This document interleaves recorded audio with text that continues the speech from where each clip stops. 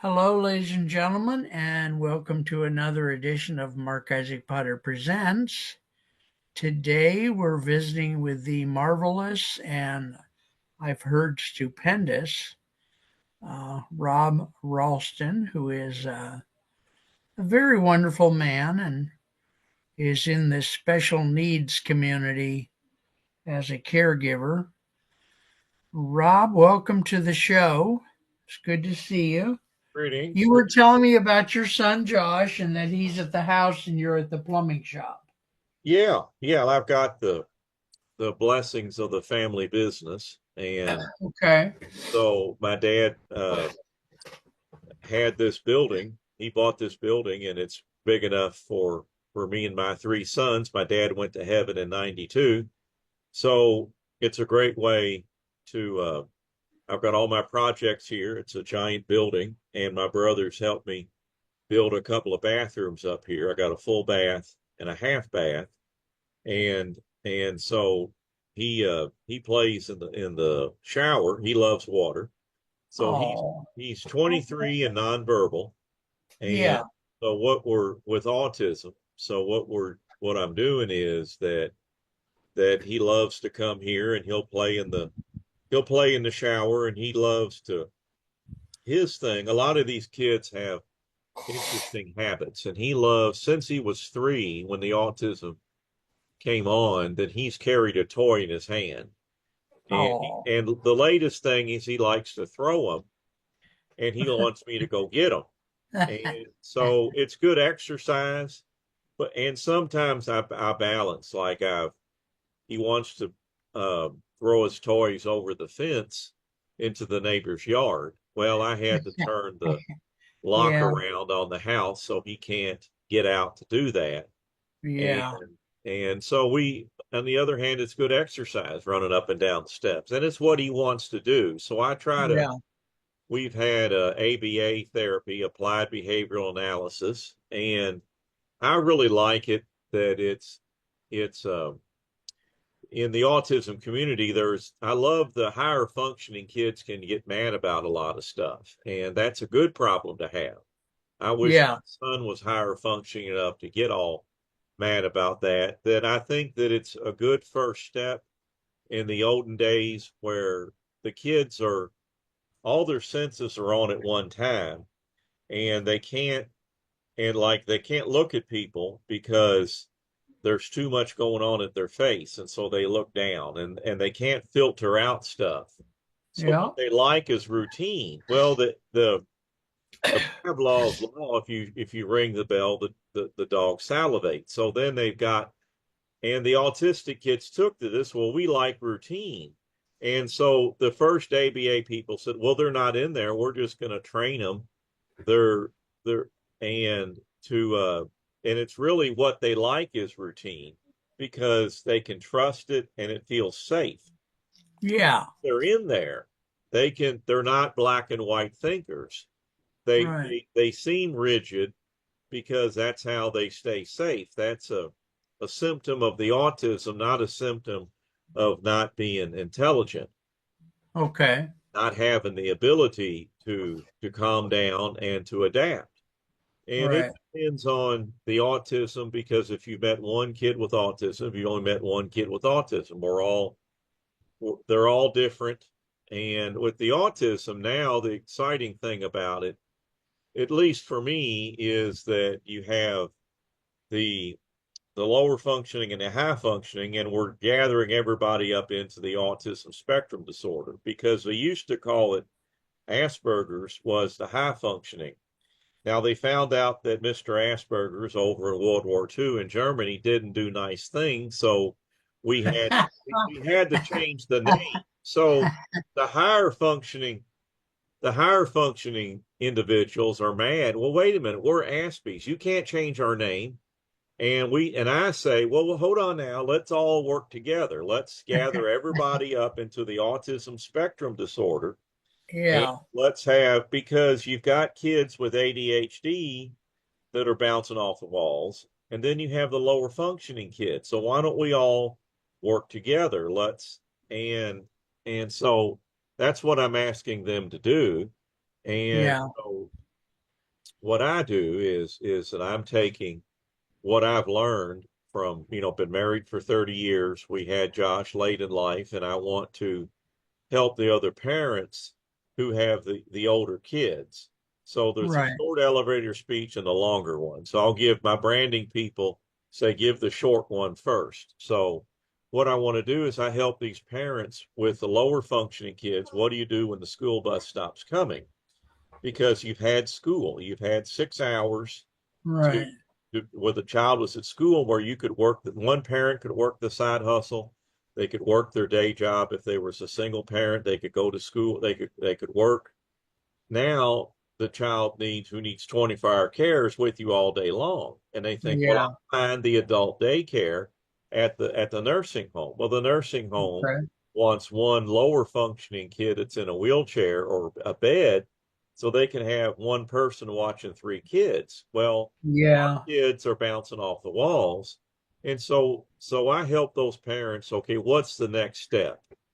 Because grandma and grandpa are getting older and they're not as strong, and the kid's Yeah. stronger. All of a sudden, Yeah. Yeah. now Yeah. outweighs you by 100 pounds, outweighs grandma and grandpa by 100 pounds. Yeah. And so I just help them with with the next steps. Okay. Now, what form does that help take? Hmm. Well, what it does is it takes the form of being able to sleep better at night, because when you have a special needs child, whether they're low functioning or high functioning, then you worry all the time about what's going to happen when you pass away, because you don't have Yeah. a child that can grow up and be on their own. Now, Right. the higher functioning kids, they may be able to make money, they may be able to live on their own. Their parents always worry that my son's going to be taken advantage of. So all the Yeah. parents have the same worries. And what I do is I coach that I know low functioning autism the best. And this stuff applies to if you have a child that's ADHD that has poor grades or keeps getting fired from their job when they're an adult. So I help all the disabilities where it's blind and deaf and low functioning, whether it's mental or physical, and I help those parents with those struggles. Now I do I can only coach the higher functioning kids, because the lower functioning kids need occupational therapy and speech therapy. So right now, I don't have the training or the backing to do that. But what I want to do Okay. is I want to coach the parents, and I want to coach the higher functioning kids, because like the higher functioning kids, they have a job coach and they have a job, and so we play good cop bad cop. The parents and the coach or the job coach are frustrated. Well, I come in, well, let's talk about this, what's going on. I take the time to break down everything that's going on with this difficulty at the Right. job or at the, and so that's what I do. And with now with so with the parents, then I want the parents to stay together. I teach conflict resolution skills that my wife Okay. and I have learned. I help them get on the same page. Don't get divorced. Stay Right. together. Right. I help new dads with the denial, and moms and dads denial is it takes different forms. Yeah. Dads are problem solvers, and they all of a sudden they see this can't be solved and they shut down. Now sometimes the moms are saying, oh, I'm super mom, I'll solve this problem, and that's their denial. They're in denial that this is real. And then Okay. sometimes moms and dads are in complete denial because it wasn't what they expected. Yeah. And then if they have other kids, well, I mean, with then I help with the siblings, because siblings are a great thing to have, because when they grow up, they can take care of the child. Now, what mom and dad have to balance out is that the siblings feel left out when they're young kids, and when they're adults, Right. then they feel like I can't go work out of town. I've got to stay close by to help mom and dad, and this is going to be my life. So Yeah. Yeah. so it's I coach the children, the siblings, and as children and as adults, and Okay. so the parents, they have all this stuff incoming. They have their own fears, their own limitations. So how I help is that I give them a safe place to sit down and talk about this. And what a Okay. lot of parents don't really understand about coaching is they don't know what they're missing. Is that they think, well, I need OT and I need speech for my lower functioning child, or Mm, how would this help?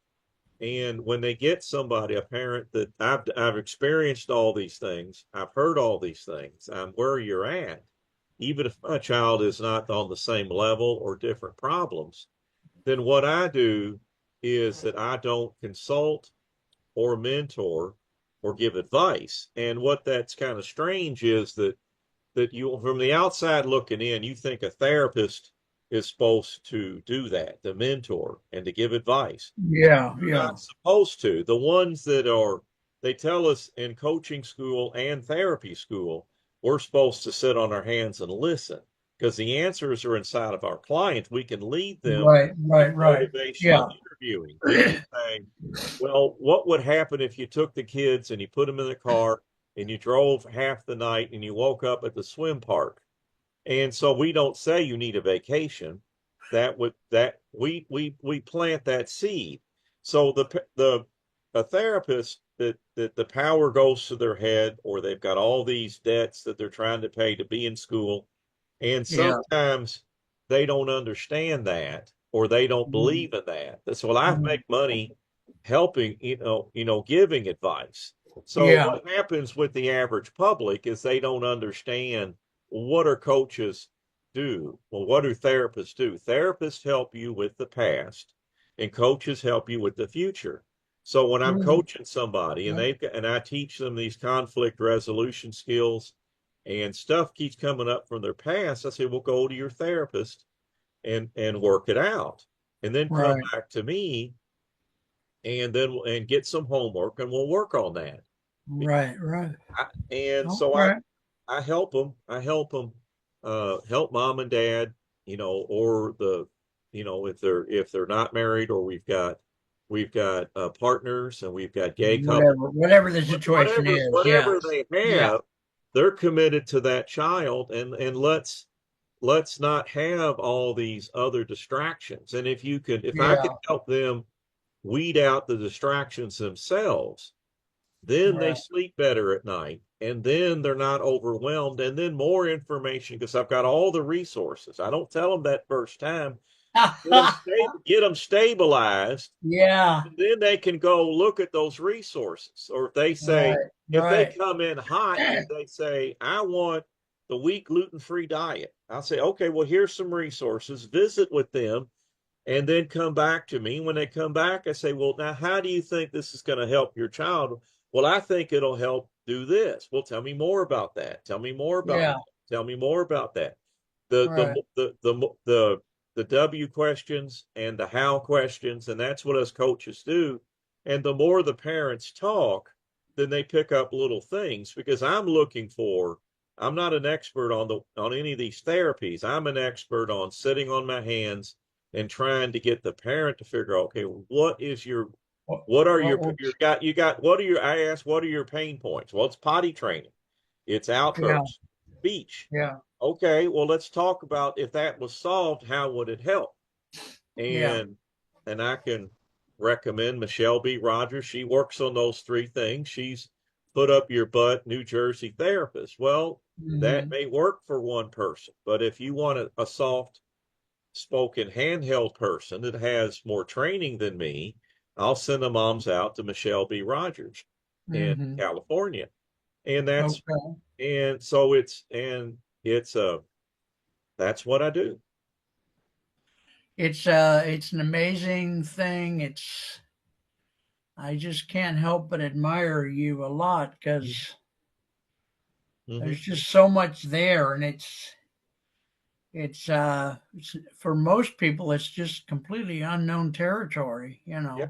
Mm-hmm. for most humans. So now, do you actually have an organization that you're the founder of that does some of this, and have you trained other therapists or coaches to work with you, helping them, or how does that pan out?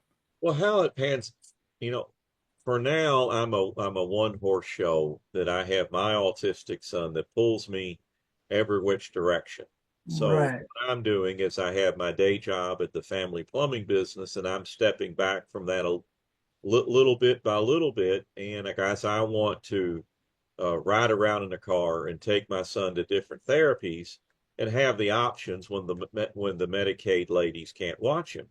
So right. what I'm doing now is that I know about like the Autism Society of America is we have a chapter, our local support group, so I'm involved in them, and there's a whole lot of people that are out there. So for right now, I'm a coach and I'm a connector, and so I haven't got into training the other therapists on how to do this. Okay. All Mhm. right. What other things would you like us to do in this particular show? Do you want to? Because I would like to do a series with you if you want to eventually. Yeah. Do you want to, at some point, do you want to back up the truck and give us a couple, in a weeks or months, a Hmm. couple of shows on the introduction to these various things and how they fit together? Because I Yes, don't, I I would. don't think the public. I mean, I certainly don't, and there's a lot I want to tell you, but I don't want to inundate either one of us. But there's all these things, ADHD and this and that, and how they fit together, and what the spectrum looks like, and Right. all that. We could do that someday. What else do you want to? Do you want to? What do you want to do today? I don't want to just. Yeah. Well, what What I would want to you do like to do? today is that the people watching this that are curious about autism, that it's that it's on the rise because of um, lot of different things. I believe that it's on. What I want parents to know. Well, it's a lot of people. Like I spoke to parents. So what I want the general public to know is when you see a child with autism, when you see somebody that's acting strange or could be on the spectrum, uh, say a prayer and bless them and send them positive energy and try to help. Give mom and dad a smile that you understand, and if you see it, so the parents can get are going to feel that because they're under a lot of Yeah. stress. They're Well, under they probably feel a little ostracized too. they do, and what I want and what's good about this is that everybody that I take when I take my son out into the community, everybody immediately picks up that he's different. I don't have any problems because they all say, okay, oh, I have a family member or a cousin, or I knew this, or I knew that, or I used to work Right, with this right, right. person. So mom and dad, everybody, uh, I mean, you're not going to be ostracized. And the people that there's less and less people that don't understand. The only time you're gonna that people are gonna get anxious is okay, you're in the checkout line and they're already anxious and your child is flipping out, so they're already on a heightened alert. Yeah.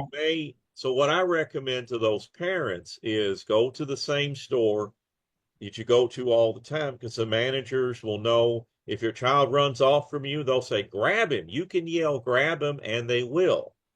And Okay. so the only problem Wonderful advice. Thank Right. The you. only That's good. problems, mom and dad and grandma and grandpa, the only problems you're going to have is in lines when people are already anxious. So don't let that bother you. And what you have to look at, is it worth it to try to take them to the store? With my son right now, it's not because he's so Okay. strong. He'll run off for me. I have to bear hug him.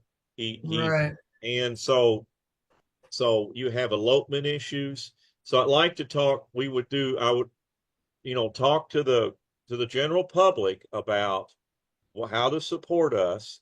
And then we would talk about how do you do with the high functioning children, the high functioning adults who sometimes are chatterboxes and they love to talk, and how you can be patient with them and then gently set a boundary, and